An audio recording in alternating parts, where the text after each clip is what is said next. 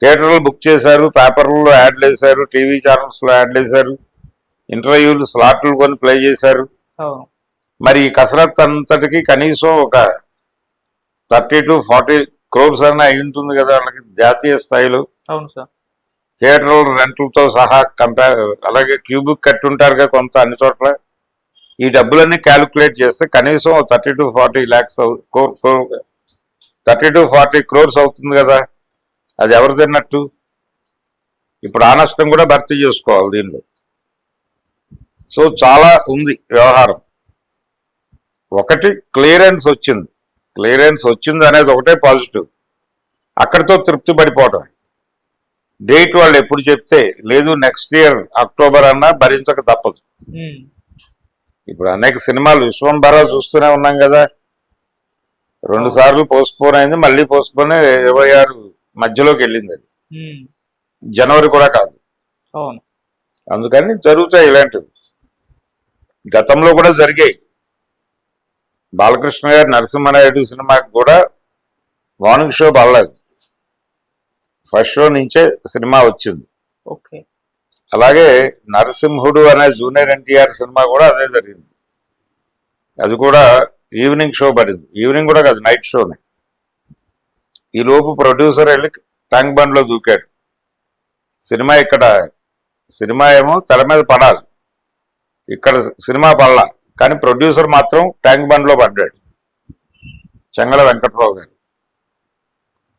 బయటకు తీసి ఏదో డబ్బులు కట్టి మొత్తానికి మేనేజ్ చేసి జూనియర్ ఎన్టీఆర్ అక్కడ కూర్చుని ల్యాబ్ దగ్గర రామానాయుడు గారికి భరోసా కల్పించి మొత్తానికి మధ్యాహ్నం 3-4 ఆ ప్రాంతాల నుంచి ప్రింట్లు బయలుదేరి తీశారు. డిస్టెన్స్ సెంటర్లో నెమ్మదిగా పడింది. లోకల్ అందుబాటులో ఉన్న ఏరియా వరకు 9 గంటలకు ఒక షో వేసి ముగించారు. ఆ రోజుకి సేమ్ డే రిలీజ్ అయింది అనేటువంటి ఒక రికార్డు కోసం. అలాంటి పరిస్థితులు అనేకం చూసున్నాం మనం. కాబట్టి సినిమా వాయిదా పట్టడమో లేదు థియేటర్కల్ డేట్ ప్రకటించడం మాత్రమే కాదు, ఆ డేట్ వచ్చేసిన తర్వాత థియేటర్ దగ్గరికి జనాలు వెళ్ళాక సినిమా పడకపోవడం అనే తలనొప్పి ఉన్నప్పటికీ కంటెంట్లో దమ్ముంటే ఆడేస్తుంది. అందుకని రిలీజ్ డేట్ గురించి ఒత్తిడి పెంచాల్సిన అవసరం లేదు. వాళ్ళకి తెలుసు ఆ ప్రెజర్, వాళ్ళు ఆల్రెడీ ప్రెజర్లోనే ఉన్నారు. దాని నుంచి ఎలా క్లియర్ అవ్వాలనేది వాళ్ళ కసరత్తు వాళ్ళు చేస్తున్నారు. ఈ లోపు 100 స్పెక్యులేషన్స్ నడుస్తున్నాయి దాని చుట్టూ. దిల్ రాజు వాంటెడ్ గానే ఆపుతున్నాడని, దిల్ రాజు నెక్స్ట్ పవన్ కళ్యాణ్తో సినిమా చేయాల్సి ఉందని, ఆయన హస్తం కూడా ఉందని, ఇలా 100 రకాల స్పెక్యులేషన్స్ నడుస్తున్నాయి దీని చుట్టూ.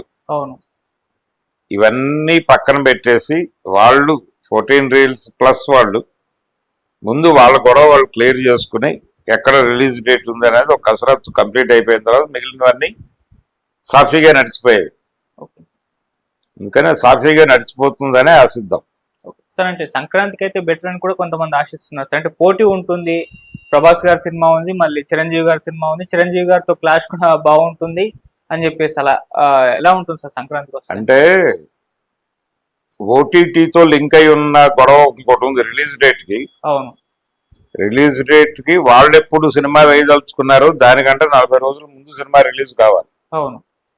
వాళ్ళు అఖండాకి ఎప్పుడు పెట్టుకున్నారు ముహూర్తం? సంక్రాంతికి పెట్టుకున్నారు. సంక్రాంతికి ఇది తెర మీదకి వస్తే వాళ్ళు ఎప్పుడు పెట్టుకోవాలి సినిమాని? వాడికి కూడా అంటే ఓటీటీకి కూడా ఒక రిలీజ్ ఒక ఇది ఉండాలి కదా, ఆడియన్స్ లీజర్గా ఉండాలి, సినిమా చూసే మూడ్లో ఉండాలి. ఆ మూడ్లో ఉన్నప్పుడు రిలీజ్ చేయాలనేది కదా వాళ్ళ ప్రోగ్రామ్, వాళ్ళ సెల్లింగ్ పాయింట్. అంటే ఇంకో పండగకి వెళ్ళాలి.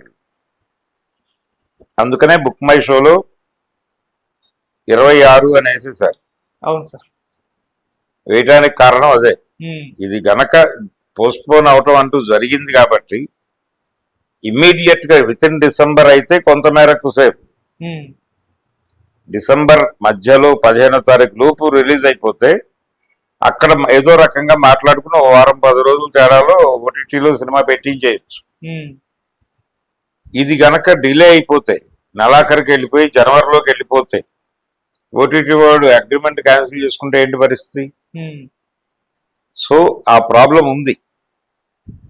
అందుకని ఓటీటీ ఇష్యూ కూడా ఉంది కాబట్టే వీళ్ళు ఏమిటి ఎలా అనే దగ్గర గందరగోళం ఉంది. రిలీజ్ డేటు ఫిక్స్ చేయడానికి ఈ ఎలిమెంట్స్ అన్నిటినీ పరిగణనలో తీసుకుని ఈ సమస్యలన్నింటినీ చూసి ఒక అనుకూలమైన డేట్ తీసుకోవడం బెటర్. డిలే చేయటం వల్ల ప్రమాదం. దాని మీద ఉండేటువంటి బజ్ నెమ్మదిగా తగ్గుతూ ఉంటుంది, దాన్ని సస్టైన్ చేయటం కష్టం. ఇప్పటి వరకు సినిమా రిలీజ్ వరకు జనాలని మూడ్ లో ఉంచడం కోసం కష్టపడుతున్నారు. ఈ కష్టాన్ని మించిన కష్టం అది. అందుకని అంత దారుణమైన బాధ్యతలు భుజాన్ని వేసుకుంటారు వీళ్ళని నేను అనుకోవడం లేదు. As early as possible clear చేద్దామని ట్రై చేస్తున్నారు. స్పెక్యులేషన్స్ అక్కర్లేదు, ప్రాపర్ డేట్ వాళ్ళే చెప్తారు. Okay sir, thank you so much. Thank you.